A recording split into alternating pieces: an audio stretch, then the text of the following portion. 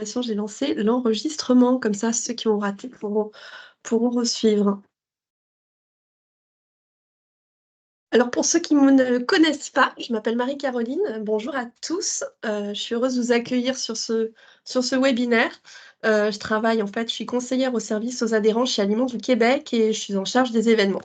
Donc ce webinaire, il est animé par le ministère de l'Agriculture, des Pêcheries et de l'Alimentation du Québec, d'Aliments du Québec et de GS1 Canada sur le thème démystifier les outils à votre disposition pour donner plus de visibilité à vos produits.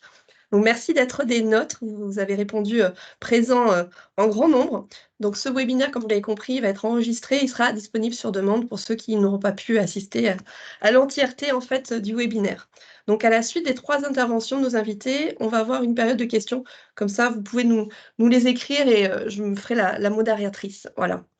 Je vais donner donc la parole à Mathilde, qui est notre gestionnaire du programme Aliments du Québec au menu. Merci à tous. Ah, on t'entend pas. C'est bon. Pardon, un classique. Bonjour à tous, merci beaucoup. Ça fait plusieurs webinaires qu'on fait là, sur les outils disponibles, les différents répertoires pour la visibilité. Moi, je voulais mettre en contexte là, que l'importance de l'identification, de la vérification. On se concentre aujourd'hui un peu sur tout ce qui est le secteur achéri, où des fois, on a moins le réflexe là, de les identifier, de les faire vérifier par Aliments du Québec. Mais la visibilité de nos produits, c'est outre que le logo sur justement les produits, ça va passer par les différents répertoires, les différentes bases de données, les différents partenaires, mais aussi d'Aliments du Québec. C'est donc super important de s'afficher autant pour le secteur achéri que pour le secteur au détail. Il y a vraiment beaucoup de répertoires qui existent, ce qui est très intéressant, mais des fois qui devient un peu compliqué. Mais sachez que la plupart des répertoires ont une connexion de près ou de loin entre eux. Moi, je vais faire le tour un petit peu là, des différents répertoires brièvement, c'est vraiment pas une liste exhaustive, donc il y en a beaucoup plus que ça. Puis, votre rôle en tant qu'entreprise par rapport à ce qu'on va vous présenter aujourd'hui, c'est vraiment là, de venir, souvent, c'est cocher une petite boîte, vous inscrire au répertoire.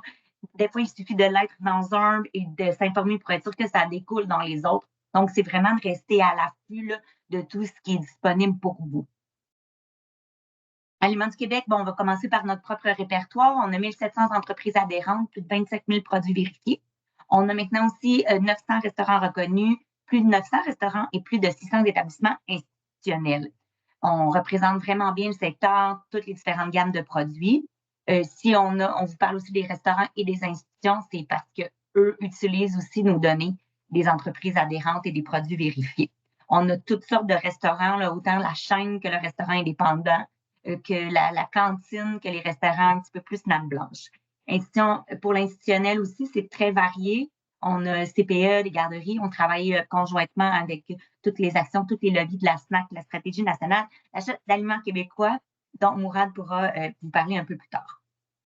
Ensuite, ce que nous, on fait justement avec les institutions et les restaurants reconnus, c'est qu'on va venir leur faire des recommandations. De là, l'importance que vous soyez présent dans notre base de données, que vous soyez présent sur notre répertoire pour que nous, on puisse parler de vous, faire des recommandations spécifiques au général, aux institutions puis aux restaurants. Ensuite, à chaque 3 mois, à moins que quelqu'un le veuille plus régulièrement, il n'y a pas de problème, on envoie la liste de tous les produits vérifiés, autant aux distributeurs, aux détaillants qu'aux membres du programme, soit les restaurants et les institutions. Donc, c'est vraiment en partant de cette base de données-là, donc la base de données des produits vérifiés Aliments du Québec, qu'on est capable de venir identifier en magasin, sur les catalogues virtuels ou en papier des organisations, mais aussi à l'interne pour les membres du programme Aliments du Québec au menu. Ensuite, comme autre répertoire, il y a le répertoire des aliments québécois, le RAC. Je vais vraiment laisser là, la place à Mourad pour vous expliquer davantage là, toutes les fonctionnalités du RAC qui est arrivé en même temps que la stratégie nationale d'aliments québécois. Les informations contenues dans le RAC, ils partent aussi à la base là, au niveau des identifiants d'aliments du Québec. Donc, vous pouvez voir là, juste avec le répertoire qu'il y a des logos Aliments du Québec. Bon, évidemment, le RAC va se fier à nous ce qu'on va leur donner comme liste. Ensuite, dans les autres différents répertoires, il y a des répertoires imprimés ou virtuels des tables de concertation bioalimentaire. Je vous ai mis 2 exemples, là, c'est drôle, c'est écrit à l'envers. pardon, je vous ai mis 2 exemples, la Montérégie, zone boréale, si je ne m'abuse, mais il y en a vraiment dans le Bas-Saint-Laurent, Goûter-la-Naudière. Il y en a vraiment dans différentes régions. C'est vraiment super pour vous de venir vous intéresser à ce que les tables de concertation font, surtout au niveau des répertoires. Il y a toutes les tables, il y en a presque pour chacune des régions. Donc, là, c'est vraiment intéressant. Puis nous, on va venir aussi travailler avec les tables pour parfois faire la double identification, soit chez les détaillants, soit chez les distributeurs ou dans nos recommandations, comme on peut voir sur l'image avec Zone boréale au Saguenay-Lac-Saint-Jean. Ensuite, il y a différents répertoires de différents acteurs de l'industrie. On parle de vraiment, là, ça va être parfois des répertoires spécifiques, spécifiques aux fruits et légumes, spécifiques aux produits de la mer, spécifiques à différents produits. Les fraises du Québec, par exemple, on parle des fraises framboises, il va y avoir un répertoire, autant avec les agricultures que les disponibilités au niveau de l'autocueillette. CAO, c'est un répertoire vraiment différent, c'est pour les appels d'offres. C'est un peu plus complexe, mais c'est quand même super intéressant pour vous en tant qu'entreprise d'être présent au niveau de ce répertoire-là. Donc, il y a plein de différents répertoires qui souvent se parlent entre eux et aussi qui vont venir nourrir d'autres répertoires qui peuvent être les répertoires de d'autres acteurs de l'industrie qui vont plus être spécialisés pour la vente. Donc, soit les distributeurs ou les commerces de détail. On a aussi quelques entreprises, habituellement des un peu plus grandes entreprises, qui vont avoir des répertoires à l'interne. Je pense à Norterra ou à La Sonde. Quand on va sur leur site, on est capable de venir identifier tous leurs produits. Aussi, ils vont venir expliquer, décliner les formats disponibles, un peu un ensemble de leur portfolio au niveau des produits. Il y a aussi tout ce qui est question de marque maison.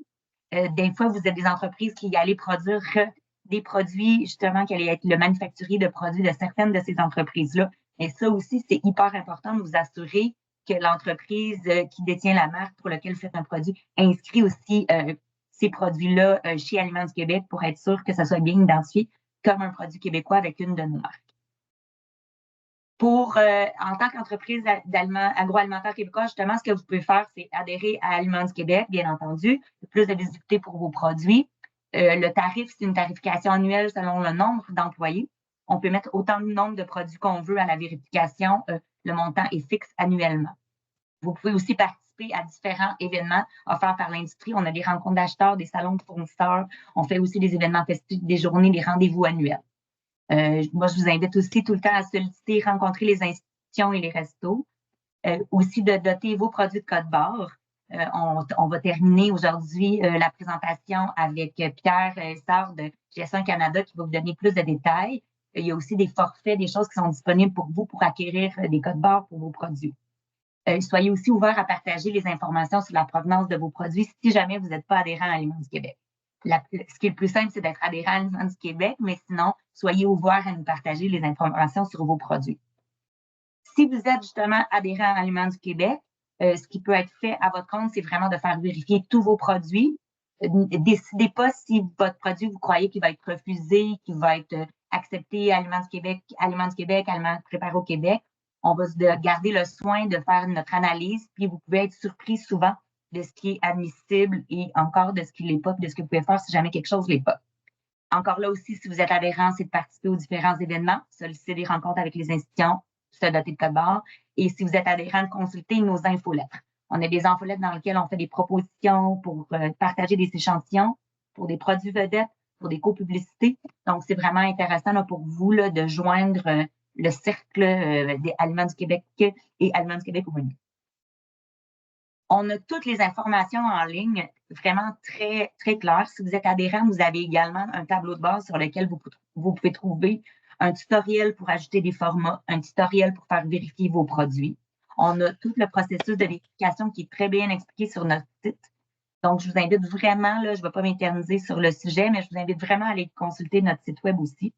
Donc, c'est alimentsquebec.com pour les entreprises adhérentes, notre répertoire de produits. Québec au menu, à ce moment-là, c'est les institutions, les restos. Si vous allez fouiller sur le répertoire des institutions Québec au menu, bien, vous allez peut-être trouver, si ces personnes-là sont au programme, c'est qu'ils ont un intérêt pour l'approvisionnement local. Donc, ça pourrait être des institutions avec lesquelles ça serait intéressant de commencer des approches, de voir leur intérêt pour acheter vos produits. Si vous avez n'importe quelle autre question, moi, je vous invite à nous écrire à info ou ceux qui ont mon courriel à m'écrire directement personnellement. Ça va me faire plaisir de vous donner plus de détails. Donc, c'est pour la partie Aliments du Québec. Maintenant, je vais céder la place à Mourad, qui va vous présenter le RAC avec un petit peu plus de détails et un peu plus la stratégie qui entoure le RAC.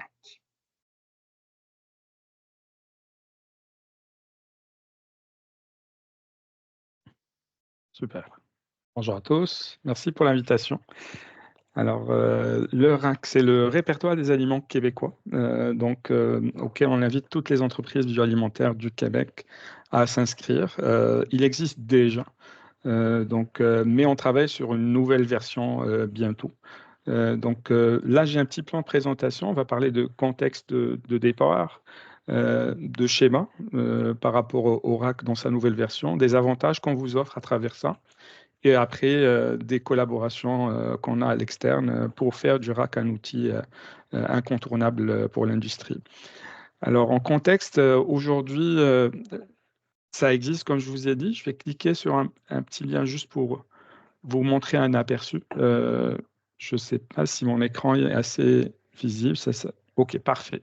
Alors, c'est l'état actuel du RAC, il est disponible.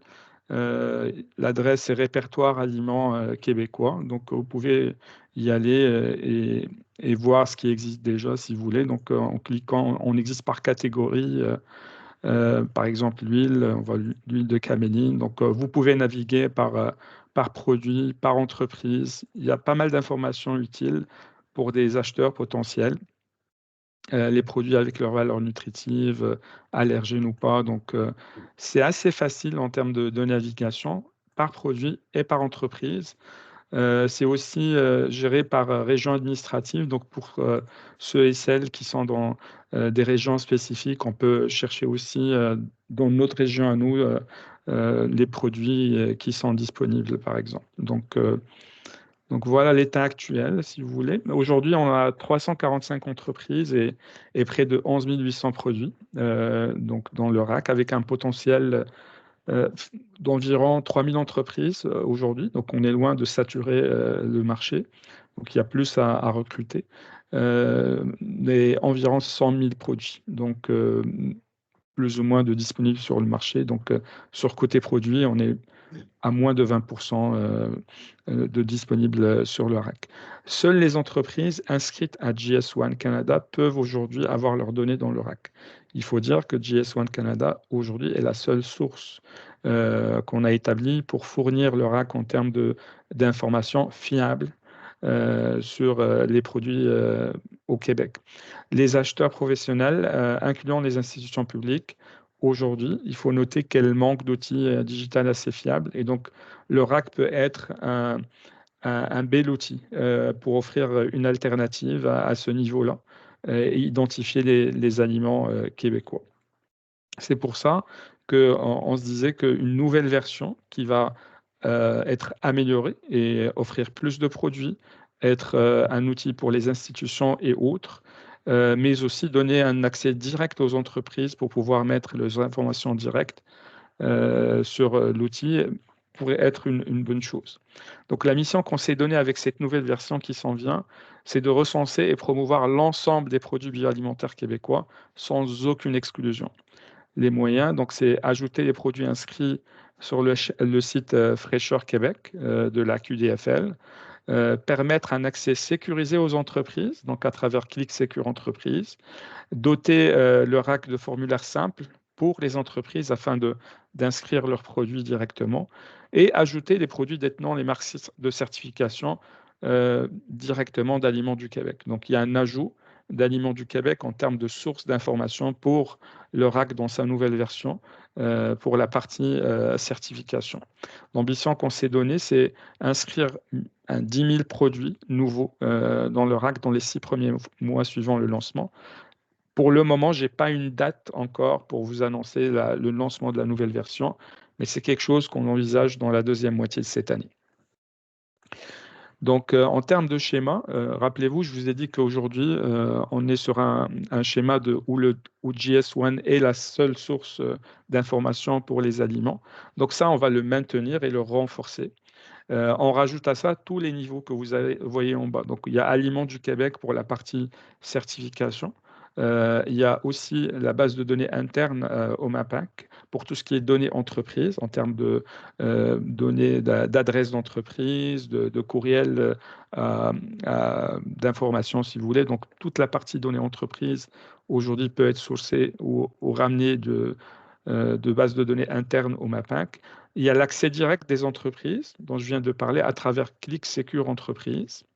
Et à la fin, le site de l'AQDFL, Fraîcheur Québec, qui vient informer on va dire, le répertoire. Donc, à la fin, on essaie de servir une large on va dire, clientèle. Donc, il y a les institutions, l'ITHQ, donc l'Institut du tourisme et de l'hôtellerie du Québec, les enseignes, les transformateurs, les consommateurs, les distributeurs aussi. Donc, les avantages qu'on offre à travers cette nouvelle version, c'est quand même une vitrine digitale gratuite. Donc, je rappelle que c'est un service public qu'on offre. Donc, il n'y a pas de frais à payer. On peut y accéder gratuitement, s'inscrire gratuitement. Des informations factuelles pour chaque clientèle. Donc, on parle de format, d'ingrédients. Vous avez vu dans le site, donc il y a pas mal d'éléments utiles et importants pour des acheteurs potentiels.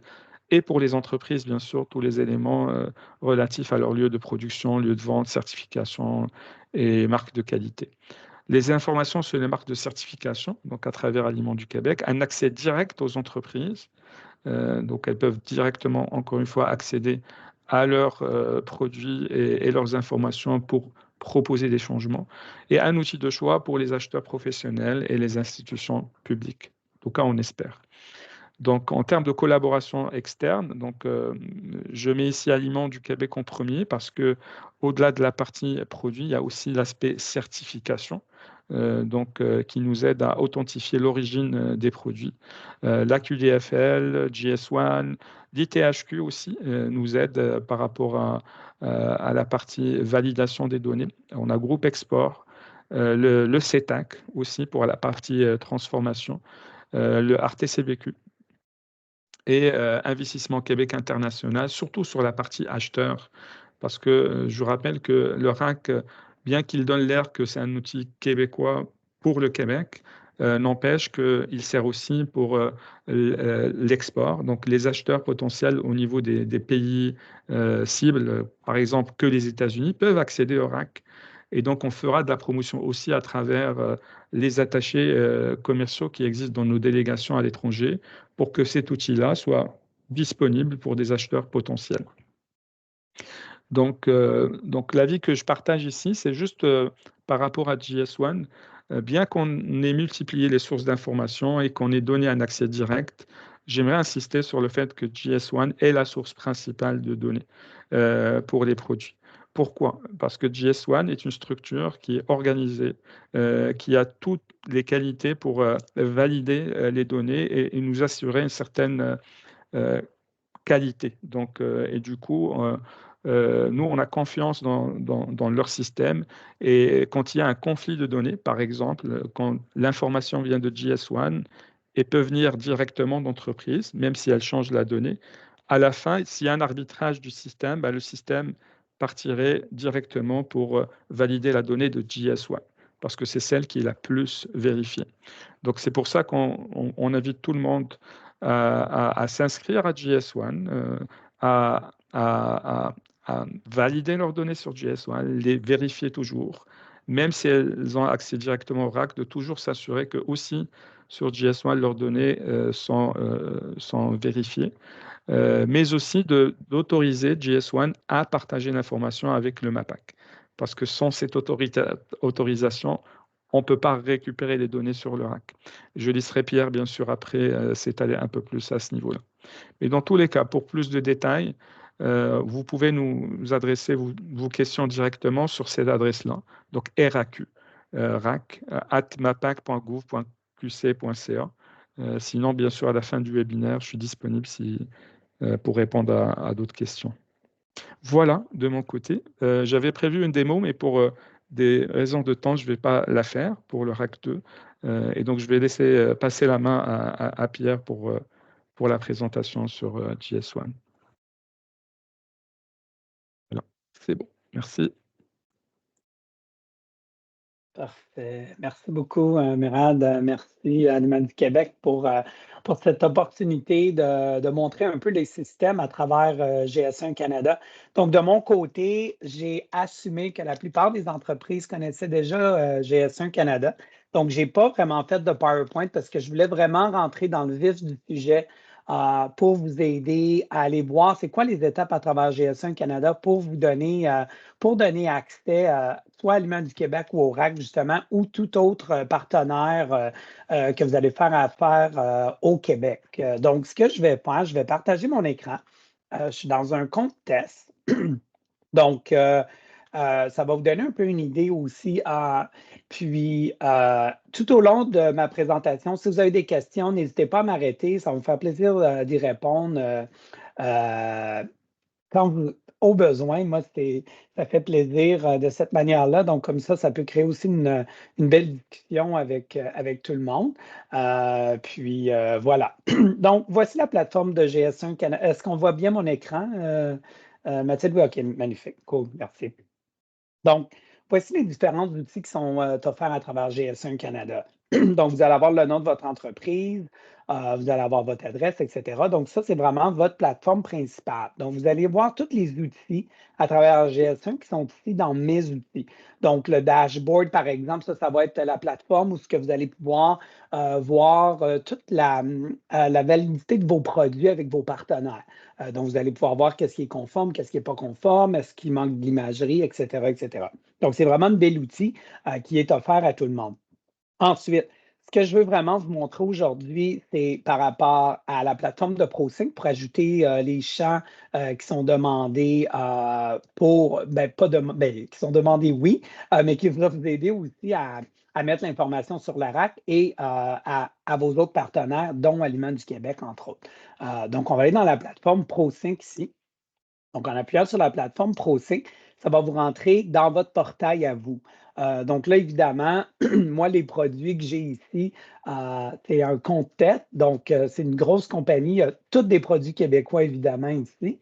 Donc, c'est très important d'aller ajouter l'information de ces produits-là.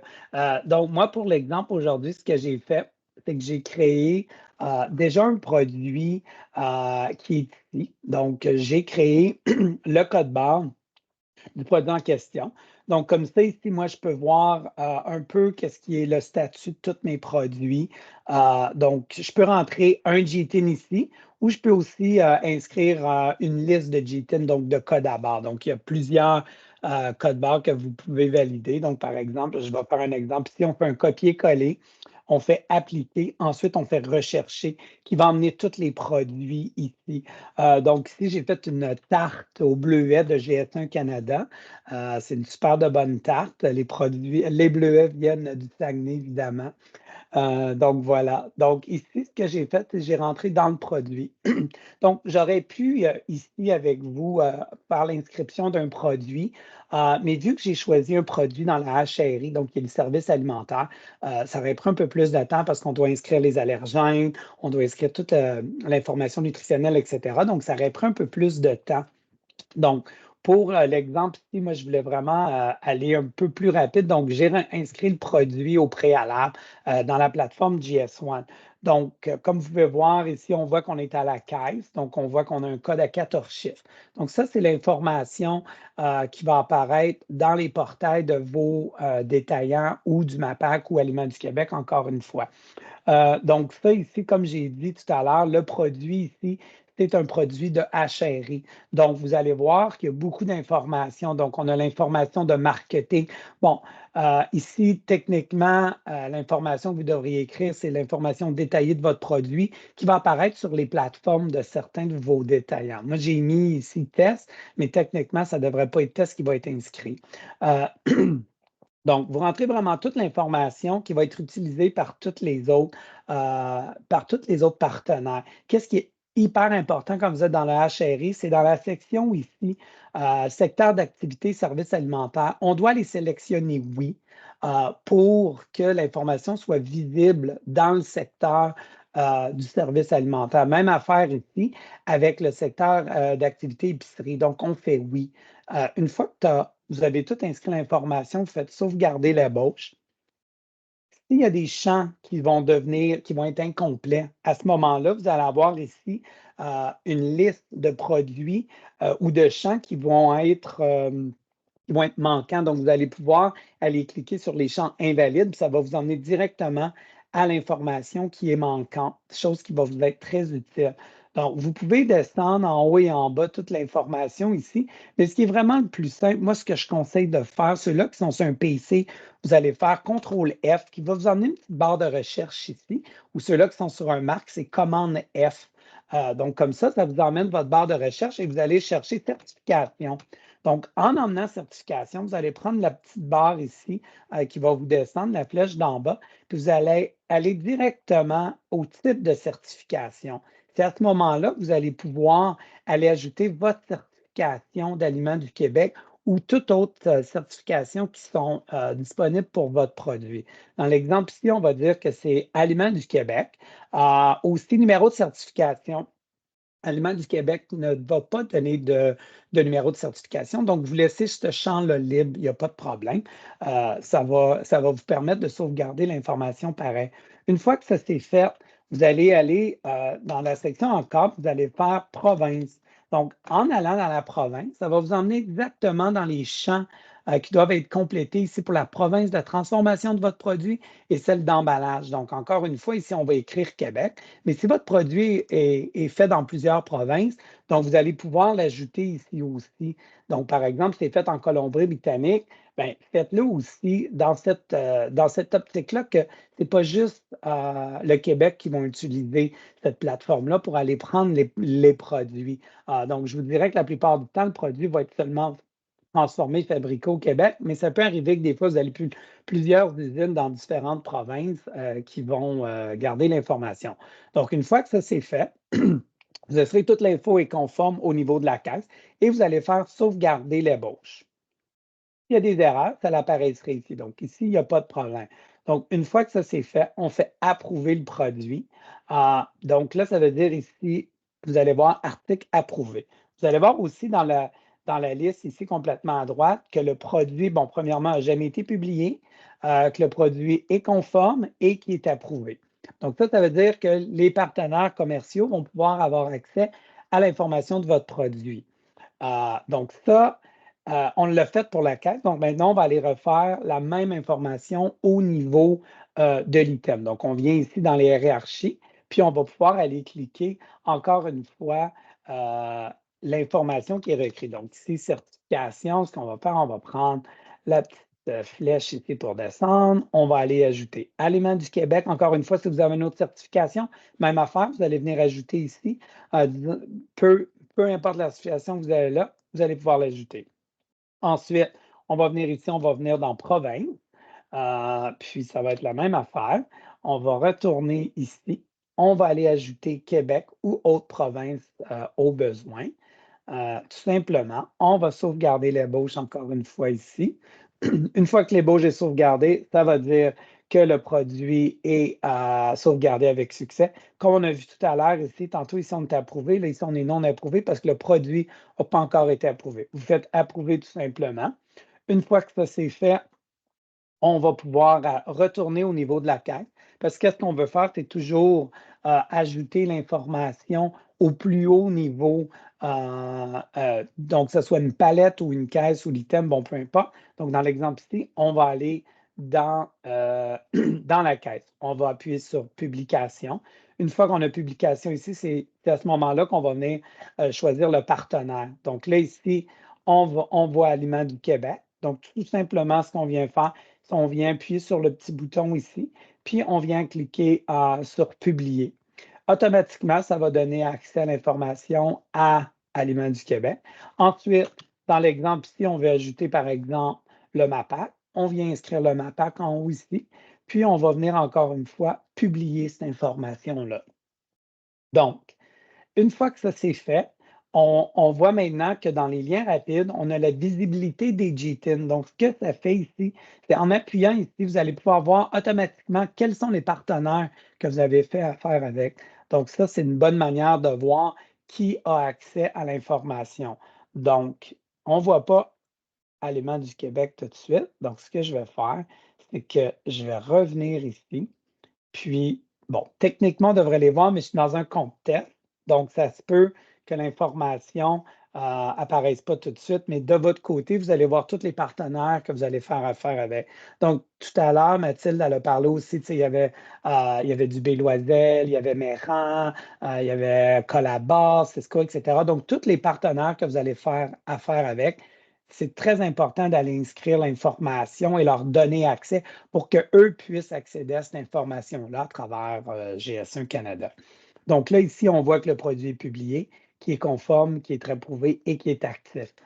Ça peut arriver à l'occasion qu'il va y avoir des produits qui vont être discontinués, qui vont avoir une date de cessation. Donc, ce que vous devez faire de votre côté ici, c'est venir mettre une date de cessation pour aller vraiment vous assurer que, premièrement, Aliments du Québec est avisé que le produit n'est plus, qu'il n'est plus actif, tous vos autres partenaires et donc sur le rack aussi, parce qu'on ne veut pas que des produits qui sont discontinués apparaissent dans le rack ou quoi que ce soit. Donc, il faut le faire au niveau de la caisse et au niveau de l'item aussi. Donc, les deux niveaux doivent être inscrits s'il y a une date de cessation.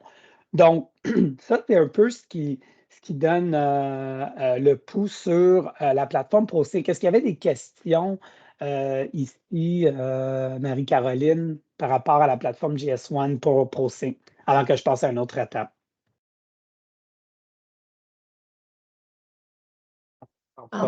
Mon micro. Je disais oui, j'ai quelques questions, mais c'est pas vraiment à proprement parler sur la plateforme en elle-même. Ah si, alors si, j'ai Océane de Monsieur Cocktail qui aurait une question en effet. Est-ce que tu peux me la partager? J'en profite pour dire que pour les entreprises qui seront adhérentes à Aliments du Québec, n'hésitez pas à nous demander ou à aller dans votre portail pour avoir la liste. On peut la faire en format Excel avec tous les produits qui sont vérifiés chez nous, le code barre qui est associé dans notre base de données, mais aussi la marque de certification qu'on a attribuée à chacun des produits. Fait que comme ça, quand vous allez arriver dans les étapes dont Pierre parle, vous avez exactement le tableau qui correspond avec les produits auxquels vous pouvez mettre qui a la marque Aliments du Québec Aliments du Québec, pardon. Absolument. Puis aussi, juste pour ajouter sur le point, Mathilde, il y a 2 semaines environ, il y a une communication qui est envoyée de GS1 Canada pour préparer la rencontre aujourd'hui, justement. Puis ce qu'on a fait, c'est qu'on a pris la liste d'Aliments du Québec qui nous est fournie à toutes les 2 semaines. Puis on a complété une communication avec les GTIN et la certification que vous avez reçue d'Aliments du Québec directement. Donc, au besoin, on peut vous partager ce lien de la communication-là, mais ça est envoyé à tous les gestionnaires de comptes chez GS1, ceux qui travaillent avec GS1 Canada, qui sont les Car Log Captains, si on veut. Là. Donc, voilà. La question exacte, c'était est-ce qu'on peut inscrire un aliment? Alors oui, j'en ai plusieurs. Donc, est-ce qu'on peut inscrire un aliment sur Pro5 et choisir Aliments du Québec dans le partenaire pour être certifié également par Aliments du Québec, ou doit-on inscrire aussi notre aliment sur Aliments du Québec pour avoir la certification? Dans les étapes, c'est super important, en fait, que pour que vous ayez l'autorisation d'inscrire Aliments du Québec dans Pro5, il faut vraiment qu'au préalable, vous êtes passé par le processus de vérification. Nous, on est assez sévère, on fait vraiment une inspection, si on veut, là, on passe à travers tous les produits. Donc, c'est sûr que on a besoin que ça soit fait dans le sens inverse, que vous ayez votre certification Aliments du Québec. On rêve d'un jour où ça serait automatique, un jour. Mais pour l'instant, vous devez passer par la vérification avant, mais on peut vraiment venir vous aider là, avec des listes, à essayer de faire des matchs aussi là, du côté de GS1, là, voir s'il y a quelque chose à faire, là, il n'y a pas de problème. Puis de notre côté aussi, nous, on peut, on peut aider les entreprises à inscrire l'information via un fichier Excel. Donc, comme ça, au lieu de le faire manuellement, produit par produit, on peut vous aider à vous donner un accès pour que vous puissiez télécharger tous les items qui sont à travers GS1 Canada et ajouter la certification d'Aliments du Québec, justement, et le re-uploader. Ensuite, s'assurer qu'on peut publier tous les produits en question qui doivent être faits pour Aliments du Québec. Donc, encore une fois, je veux juste montrer juste un petit point. Disons, ici, on veut tous ces items-là qui soient publiés, par exemple, Aliments du Québec ou au MAPAC. On vient ici, on fait tout sélectionner Ensuite, on va aller dans partenaires ici, puis on va venir actuellement sélectionner, par exemple, ici, publier tous les articles. Donc, vous n'êtes pas obligé de publier un article à la fois. Vous pouvez publier plusieurs articles en même temps. Donc, comme ça vous évite de le faire manuellement. Donc, vous pouvez, ici, dans la liste, on peut inscrire jusqu'à 2000 produits. Donc, ça se fait très, très, très rapidement, là, je vous dirais. Voilà. J'ai reçu encore plusieurs autres questions, notamment, une personne qui nous demande si je fais la publication au MAPAC, cela va se retrouver sur le RAC et si je publie à Aliments du Québec, cela se retrouve où? Je ne suis pas certain de comprendre la différence de publier à l'un ou l'autre. Bon, vous avez répondu un petit peu tous les 2 sur ces sujets, mais si Mathilde ou toi ou voilà. Ben, en fait, la manière ça fonctionne, c'est comme par exemple pour que le MAPAC ait accès dans le RAC, pour que l'information soit ajoutée, vous devez aller donner donc la permission au MAPAC, qu'est-ce qu'on a fait tantôt avec la publication, pour qu'eux puissent aller voir, pas pour qu'ils puissent voir, mais pour que l'information apparaisse sur leur site qui est le RAC. En même temps, c'est une manière de valider aussi l'information de leur côté pour s'assurer que toute l'information est là. Même côté d'Aliments du Québec, eux, votre avantage de donner accès à Aliments du Québec, c'est qu'eux peuvent aller valider aussi l'information. Donc, eux, c'est une belle manière d'aller valider pour s'assurer que, donc, disons que vous avez mis une description X, puis eux peuvent aller voir à travers GS1 pour dire est-ce qu'on a la même validation, est-ce qu'on a la même description, etc. Donc, puis ça n'a pas de coût additionnel pour publier à un partenaire ou à 10, 50 partenaires. Là. Une autre question qui va être peut-être plus pour Aliments du Québec, mais bon. Si nos produits en format chéri sont différents que les formats détail qui sont déjà certifiés, est-ce qu'on doit les faire certifier Aliments du Québec et ensuite les publier dans GS1? Si la recette est la même chose que le produit qui est vérifié, peu importe le format, on ajoute juste le format. Si vous avez des produits qui ont une recette différente parce que, disons, c'est HRI, là, à ce moment-là, vous devez venir faire vérifier vos produits chez Aliments du Québec. Je ne sais pas si je réponds à la question, là, mais... Si. Dans l'ordre, si, je pense que c'est bon. Et allez, encore une question de Robert qui voudrait savoir si, par rapport à la plateforme de Pro5, en fait, est-ce qu'on peut conserver ses codes UPC? Conserver dans quel sens? Je veux juste être certain. Conserver nos UPC, parce qu'il trouve que, en fait, sur la plateforme, il voudrait un petit peu. Il se dit, ça manque de flexibilité quand on veut faire des modifications. Donc la question, c'est est-ce qu'il peut garder ces codes? En fait, la plateforme va inscrire tous les produits, comme dans l'exemple ici, je vais aller dans la liste de tous les produits. Donc, on va voir tous les produits qui sont sur GS1. Donc, là, ici, c'est un compte test, donc on voit n'importe quoi, mais ça donne un peu une idée. Donc, l'avantage avec GS1, c'est que tu peux aller inscrire tes produits, une des choses, oui. Ensuite, c'est possible d'aller faire des modifications. Donc, on peut aller changer quelques informations de produits. On peut aller changer, par exemple, les descriptions, parce que si vous dites, bon, moi, ma description, je trouve qu'elle n'est pas adéquate à ce que j'aimerais que que ça apparaisse dans les sites de certains détaillants. Donc, c'est quelque chose que vous pouvez aller faire. C'est sûr que dépendamment de ce qui change dans le produit, des fois, ça va engendrer un nouveau GTIN, donc il faut faire attention à cette partie-là. Quand on parle de grammage, donc disons qu'on avait un produit de 454 grammes, puis on réduit l'emballage parce qu'on sait que ça arrive beaucoup aujourd'hui, puis qu'on passe à 450 grammes, par exemple, à ce moment-là, il faut un nouveau code barre. Donc, c'est là que ça va être important de faire la transition, de travailler avec Aliments du Québec justement pour vous assurer que vous allez avoir votre nouvelle certification sur le nouveau produit, mettre le produit en date de cessation à travers la plateforme GS1 et tout. Donc, je ne sais pas, Robert, ça répond à votre question. Lui voudrait savoir exactement si on peut conserver nos UPC et doit-on conserver nos codes barres actuels? Dans le sens qu'un code barre, je ne sais pas si je vais répondre à votre question, mais je vais essayer. En fait, le code UPC et le code caisse, techniquement, ne peuvent pas être utilisés pour d'autres produits. Donc, c'est sûr que si un produit, par exemple, est en date de cessation, à ce moment-là, vous le laissez dans la plateforme. Fait comme ça, les détaillants sont au courant aussi que vous avez fait une modification. Mais En fait, je ne sais pas si je réponds à la question ici à Robert, là, mais... Il va me dire si c'est pas clair, mais je pense que oui. En attendant le retour de Robert, j'avais une Ouais, dernière question. oui. C'était, de la part d'Annie, c'est quel abonnement à prendre dans GS1 pour avoir accès à cela? Est-ce que c'est Pro 5 basique, Pro 5 online ou Advance? En gros, il n'y a pas de détails sur les services offerts par type d'abonnement et les coûts sont très différents. Voilà. Donc, exactement. Donc, dépendamment, nous, GS1, vu qu'on est une compagnie non lucrative, donc les prix vont varier selon votre revenu annuel de l'entreprise. Donc, ça peut aller entre 100 000 à 1 million, 2,5 millions, 5 millions, etc.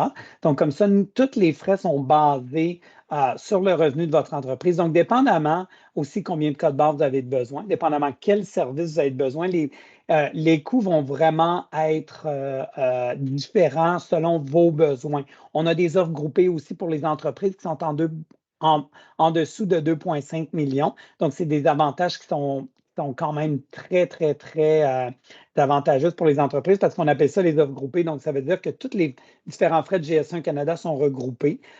Puis à ce moment-là, ben, ça peut coûter, vite comme ça pourrait coûter un 600 quelques dollars pour environ 10 produits. Là. Donc, ça inclut 10 codes à barre. Donc, les codes barres, on parle, ça peut être 10 codes UPC ou 5 codes UPC et 5 codes de caisse. Donc, dépendamment de ce que vous avez besoin. Puis pour le processing de base ou online ou avancé, ça va dépendre encore une fois du nombre de produits. Donc, par exemple, de base, en dessous de 100 produits, online, en ligne, c'est en bas de 250 et Advance, c'est en bas de 5000 produits. Donc, ça va dépendre encore une fois de votre entreprise où ce que vous vous situez là-dedans aussi. Donc, mais ça, on peut vous partager un lien par la suite avec les différentes offres à travers GS1. Puis au besoin, je peux répondre à vos questions, il n'y a pas de souci. Et pour toi, j'avais une dernière question, mais je crois que tu as quand même bien répondu, de Sophie Pomerleau qui disait: «Ai-je bien compris que dans la nouvelle version, les données sur GS1 vont primer sur les données modifiées par l'entreprise?»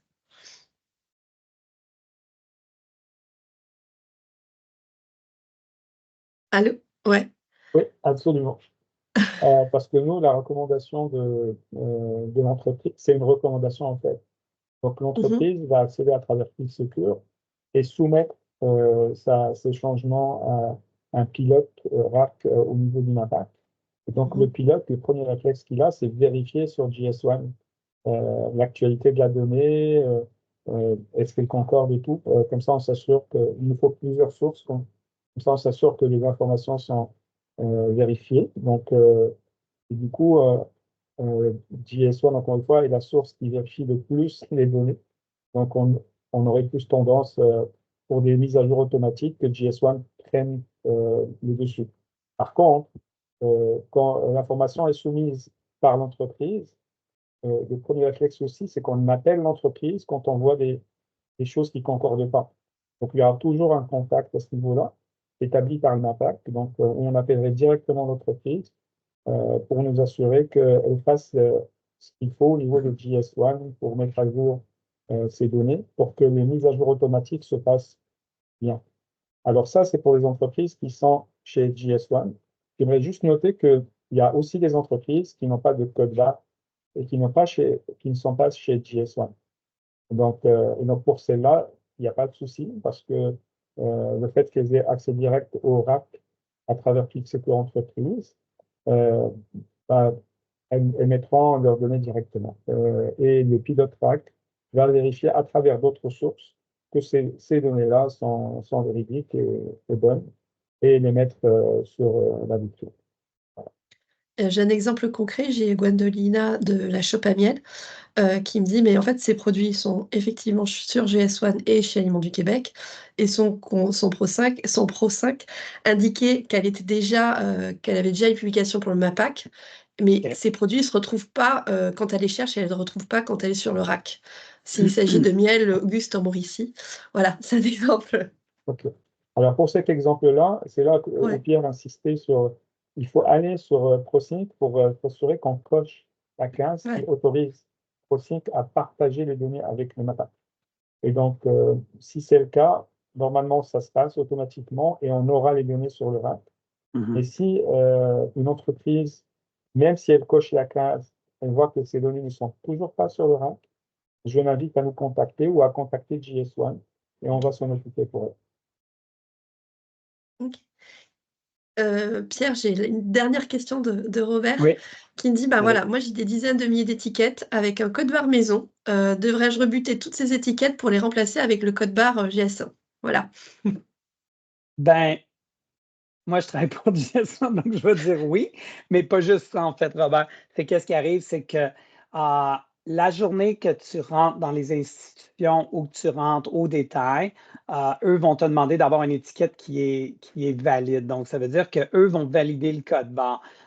Donc, la journée que, disons, que tu rentres dans une bannière X, ils vont te dire est-ce que tu es inscrit chez GS1 Canada, oui ou non. Ensuite, ils vont te dire est-ce que tu as tes images avec GS1 et est-ce que tes produits sont dans la plateforme de ProSync.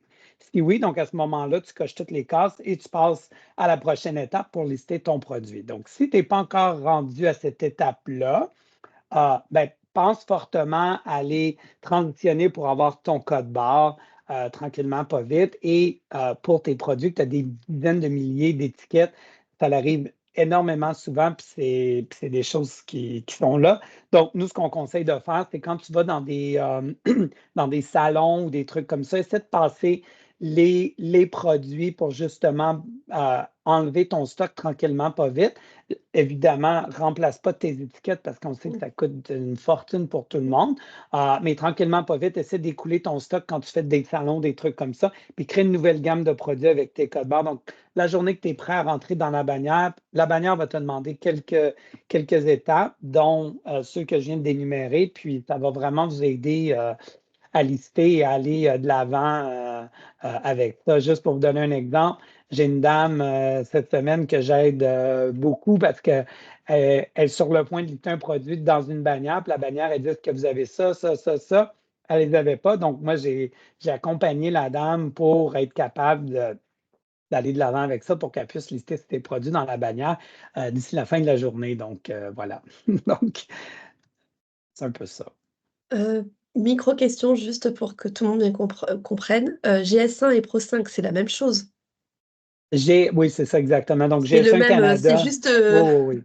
C'est juste une plateforme différente. Donc, GS1 Canada, c'est l'ensemble. Puis nous, on a différentes solutions dépendamment de ce que les entreprises ont besoin. Donc, ProSync, ça fait partie d'une solution. L'imagerie, ça fait partie d'une autre solution et tout. Là. Donc, on a 7 différentes solutions dépendamment du secteur que vous êtes parce qu'on est autant dans le pharmaceutique, cannabis, nourriture, marchandises générales. Donc, voilà. Je suis en fin de question. Je crois que vous avez répondu à tout Bon, pour l'instant. OK. C'est bon. Qu'est-ce que je vais faire rapidement? Je vais vous montrer aussi, tout à l'heure, dans le rack, on a vu qu'il y avait des produits qui n'avaient pas d'imagerie. Donc, il y a plusieurs raisons pourquoi il n'y a pas d'imagerie. Soit encore une fois que le produit n'a jamais été publié au MAPAC ou tout simplement qu'il n'y avait pas de, il y avait pas il y avait pas d'images qui ont été envoyées à GS1. Donc, ce qu'on va faire, c'est vous rentrer dans la plateforme GS1 Canada ici. Donc là, je rentre dans un compte test encore une fois. On va aller en français. Puis, ce qu'on vient faire ici à ce moment-là, c'est qu'on va venir demander un service pour la capture de contenu. Donc, en appuyant ici, ça va vous emmener dans la plateforme de demande de service en ligne, tout simplement. Ce que vous pouvez faire, c'est venir tout simplement ici créer une demande de service. Dans l'exemple ici, je vais créer 2 services. Je vais créer premièrement un service pour le HRI. Donc, comme ça va vous permettre d'aller pouvoir vendre aux institutions. Donc, avez-vous besoin d'un certificat? Dépendamment si vous avez besoin, oui ou non, il y a certains détaillants qui vont vous demander est-ce qu'on peut avoir votre certificat pour nous assurer que vous avez bel et bien fait la demande de certificat, de demande de service de contenu avec GS1. Dans l'exemple ici, on va mettre non, puis on va faire soumission de produit, tout simplement. Donc ici, moi, je vais mettre que c'est un test parce qu'on pourrait, à la limite, titre de la demande, on pourrait mettre produit québécois, par exemple. Donc, voilà. Donc, on fait ça ici. S'il y a un bon de commande, vous l'ajoutez. Demandez pas dépendamment c'est qui, ça pourrait être Loblaw, ça pourrait être, bon, peu importe, on n'est pas obligé de remplir non plus. On peut retourner le produit aussi au besoin. Les produits qui ne sont pas retournés de notre côté sont envoyés à Moisson Montréal. Donc, on fait une très belle contribution avec eux et merci à vous parce que ça l'aide énormément pour beaucoup de produits qui sont donnés là, grâce à vous. Donc, si on fait demander, donc on passe à la prochaine étape. On va aller ajouter un produit tout simplement. Donc, on vient inscrire le code barre. Donc, moi, dans l'exemple ici que j'ai fait, j'avais déjà créé le code à barre. Donc là, ici, encore une fois, on va dire que je fais une tarte au bleuet. Donc, je mets la description de mon produit. J'ai choisi tarte au bleuet parce que j'aime ça. Donc, voilà. Donc là, ici, on va choisir quel secteur qu'on veut aller faire l'imagerie pour. Si c'est seulement service alimentaire, on vient seulement sélectionner service alimentaire. Si c'est au détail et service alimentaire, on vient cliquer ici. Puis à ce moment-là, on va choisir offre groupée pour les ventes au détail et les services de détail. Donc, tout simplement ici. Ensuite, on ajoute l'information de l'item. Donc, comme ça, on va compléter l'imagerie, donc l'image de montage pour la caisse. Et ensuite, on va compléter aussi l'imagerie pour l'item qui peut être vendu dans les bannières aussi. Donc, est-ce que l'article présente un plateau? Donc, à voir, c'est quoi un plateau? Si vous n'êtes pas certain, vous appuyez ici. Ça va vous montrer une petite image de quoi ressemble un plateau. Donc, ça, c'est souvent ce qui va apparaître sur les bouts de rangée ou à côté des caisses enregistreuses en magasin. Même affaire pour savoir c'est quoi l'image de service alimentaire tout à l'heure. Donc, nous, on fait une image de montage ici. Donc, ça vous donne un peu une idée. Ça, c'est ce qui est utilisé souvent par les entreprises là, en service alimentaire. Donc, ici, on va dire que non, il n'y a pas de plateau. Date de début, on laisse ça comme ça ici. Date de fin, même affaire. Ensuite, type d'entreposage. Donc, est-ce que mon produit est de longue conservation, réfrigéré, congé? Donc, ça, c'est quand même important. Ensuite, nombre de produits par caisse. Donc, ici, moi, j'ai 16 tartes dans ma caisse. OK? Ensuite, on fait ajouter un produit, tout simplement. Là, ça, on voit ici que c'est les offres groupées pour les ventes de détail et les services alimentaires. Ensuite, on va ajouter un autre produit juste pour vous donner un petit peu un exemple de quoi ça ressemble ici aussi. Donc, encore une fois, je rentre le produit ici. Ensuite, je rentre un autre produit, donc un autre tarte de bleuet, par exemple. Mais cette fois-ci, je vais choisir au détail. Donc là, ici, on vient offre groupée pour les services de vente au détail. Encore une fois, le plateau. C'est aussi, vous avez l'option de faire la validation de votre code barre. Donc, ça veut dire que si vous avez un nouveau produit et que vous n'êtes pas certain si le code barre va scanner, ça arrive souvent en magasin que vos produits ne scannent pas. Donc, ça, c'est une belle manière d'aller passer à travers pour vous assurer que votre code va bel et bien scanner. Donc, encore une fois, ici, on dit le type d'entreposage. Donc, ici, on va dire que j'avais 4 items par caisse, puis on fait ajouter le produit. Vous pouvez rentrer jusqu'à 50 produits comme ça pour l'imagerie. Une fois que vous avez complété la demande nécessaire, vous allez cliquer sur Soumettre ici. En appuyant sur Soumettre, ça va vous faire choisir une date dans laquelle que vous voulez planifier le produit. Donc là, on est rendu déjà à la semaine du 1er avril. C'est hallucinant, mais bon, ça va trop vite. Donc, on vient accepter ici. Donc, vous avez la semaine pour envoyer le produit. C'est sûr que vous dites, bon, ben moi, je vais être prêt à envoyer le produit du 8 au 12. Bien, ça sera ça. Votre heure sera l'anneau. On ouvre les bureaux de 8h30 à 4h30 le matin. Donc, comme ça, vous avez quand même assez beaucoup d'options pour le faire. Vous faites accepter. Puis ensuite, c'est envoyer à GS1 Canada. Quand vous envoyez le produit à GS1, vous allez venir ici, manifeste d'expédition. Donc, vous allez télécharger votre manifeste. Puis une fois que le manifeste est téléchargé, bien, ça va vous donner ici où envoyer le produit, c'est quoi les services qui sont complétés. Donc, vous allez voir l'adresse à GS1 Canada tout simplement ici comme ça. Donc, ça, c'est vraiment pour combler tout le gap. Donc, nous, on reçoit les produits. Ça prend environ, je vous dirais, 2 à 3 jours pour compléter l'imagerie.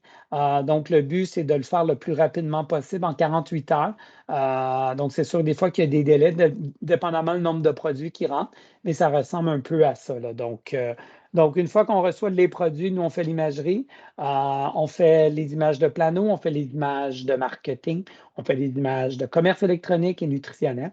Et au besoin, si vous avez demandé, on fait le service alimentaire aussi. Donc, voilà. Excuse-moi, j'ai des micro-questions justement Oui, juste sur ça.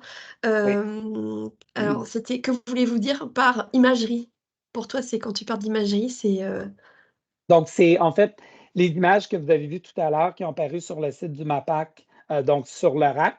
Il y avait comme des petits thumbnails, si on veut, je m'excuse, je ne sais pas le mot en français, là, mais des petites images. Des Là. petits aperçus de vos produits. En fait, c'est les photos de vos Exact, produits.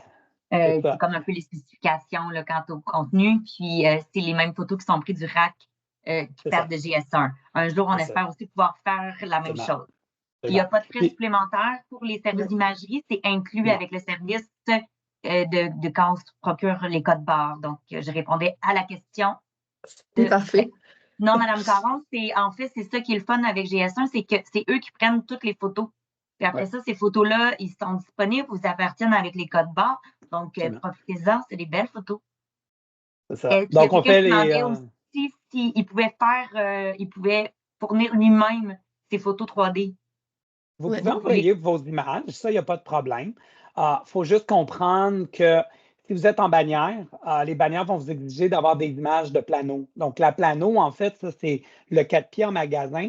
Vous allez voir que chaque tablette a ses propres auteurs. Donc, nous, en fait, on est mandaté par l'industrie en ce moment pour mesurer ces produits-là et les peser parce qu'eux, avec la plano, ils vont étirer l'image puis ils vont savoir exactement votre produit va où en magasin ou même en entrepôt. Donc, c'est important pour la plano d'envoyer les produits chez GS1 parce qu'on doit faire ce service-là. Mais pour les images marketing, vous pouvez les soumettre vous-même, mais juste valider avec GS1 avant de le faire parce que souvent, ça revient moins cher de faire l'offre groupée avec GS1 Canada pour les 4 services, donc marketing, plano, nutritionnel, commerce électronique. Aussi, les images que vous allez voir dans les circulaires, c'est les images de GS1 Canada, en fait. Donc, vous allez voir que c'est tout le temps la même, un côté gauche, une façade de centre ou de droite. Donc, vous allez voir que c'est tout le temps sensiblement les mêmes images qui sont utilisées et c'est celles de GS1 Canada. Puis, les images peuvent être téléchargées par la suite pour vos propres sites Internet aussi, là, évidemment. Et j'avais une dernière question, c'était juste que tu précises la différence entre au détail et service alimentaire. Donc, pour le service alimentaire, on fait des images de montage. Donc, dans le sens qu'on va. Donc, c'est important que vous envoyiez une caisse complète de votre produit. Donc, disons, tantôt, on parlait de la tarte au bleuet. Donc, nous, on va avoir la caisse brune ou la caisse blanche avec le code barre à 14 chiffres qui va dire c'est quoi le produit. Donc, comme ça, si c'est vendu dans un restaurant ou dans un milieu institutionnel, bien, eux vont dire bon, ben moi, je veux acheter des tartes, mais dépendamment, c'est comment c'est emballé. Je vais choisir un ou l'autre produit. Donc, ça, c'est l'exemple d'avoir une caisse, donc une caisse brune OK. avec 4 tartes à l'intérieur. Tandis que si on va, par exemple, avec un poids, un produit qui est plus comme en pactage libre ou un peu plus brut, ben à ce moment-là, ce qui arrive, c'est que, disons que tu es un restaurant puis que tu as un petit congélateur, puis toi, tu vas acheter une caisse de bleuets, mais tu te rends compte que la caisse de bleuets que tu achètes, c'est un gros sac de, disons, 10 kilos, mais toi, en fait, tu ne veux pas ça, tu vas avoir 4 petits sacs de 10 kilos, de 2,5 kilos chacun. Fait comme ça, tu peux sortir de la boîte et rentrer ça dans ton congélateur. Donc, c'est pour ça que les images de services alimentaires sont vraiment utiles pour l'industrie parce qu'eux peuvent voir exactement qu'est-ce qui est dans le produit aussi. Donc, ça l'aide énormément. J'en profite juste pour rebondir parce que oui, c'est le milieu, Madame Caron, c'est le milieu institutionnel, le milieu de la Oui, restauration. c'est ça. Souvent, il y a moins de travail au niveau du packaging, au niveau du marketing, puisque ça va direct par la porte d'en arrière, puis qu'il y a moins ils n'ont pas besoin d'avoir peut-être le côté alléchant d'un comptoir de détail. Donc, souvent, c'est ça la différence. Pour certaines entreprises, ça va être exactement le même produit qui va être en vente au détail que la vente au secteur hachérie, mais il y en a qui ont vraiment des emballages, des choses spécifiques pour le secteur hachérie. Donc, c'est pour ça que les codes barres, les photos vont être vraiment tout le temps reliés avec le produit, puis son marché destiné. Il y a des gens qui commencent à quitter. Là. Merci beaucoup. Pierre, je ne sais pas si tu avais sûrement plein d'affaires que tu aurais pu rajouter. Là. Mais, J'aurais pu, mais en même temps, je veux respecter le temps à tout le monde. Donc, c'est ça. Puis, mais gênez-vous pas, on est tous assez disponibles, donc c'est vraiment facile là, de faire les suivis. Puis comme vous voyez, ben, on communique quand même les 3 instances ensemble pour essayer de vous faciliter la vie. Fait que je pense que c'est vraiment juste de ne pas hésiter à poser vos questions. Comme vous en avez une, vous êtes souvent 15 à avoir la même, au moins. Donc, n'hésitez pas. ouais. Merci à tous. Merci tout le monde. Merci. Très belle journée. Également. Au revoir. Au revoir. On va d'ailleurs partager